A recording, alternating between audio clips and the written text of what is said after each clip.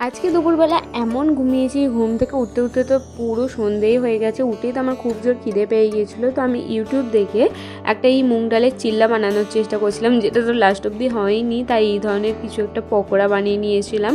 তো এরপর আমি রেডি হয়ে নিয়েছিলাম, কারণ আজকে আছে আমার কার্তিক পুজোর 2 জায়গাতে ইনভিটেশন। তো তোমাদের সাথে আমার ফুল লুকটাও আমি শেয়ার করে দিলাম।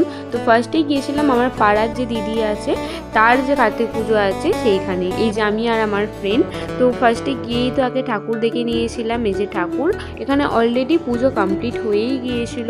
এরপর আমরা একটুখানি বসে বসে কফি আর পকোড়া খাচ্ছিলাম। আর তখনই দেখলাম এখানে অনেক সবাই ফাংশন করছিল, লাইক গান করছিল, নাচ করছিল।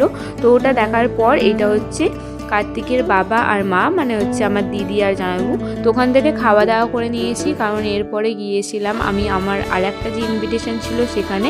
এটা মেনলি আমার নিজের বান্ধবীর কার্তিক পুজো ছিল। তো আর বেশি দেরি করিনি, কারণ অনেক রাত হয়ে যাচ্ছে। খেয়ে দিয়ে উঠে দেখি আমার বান্ধবী অলরেডি পুজোয় বসে গিয়েছে। তো তারপর আমরা চলে আসলাম বাড়ি। So yeah, that was it for today, by.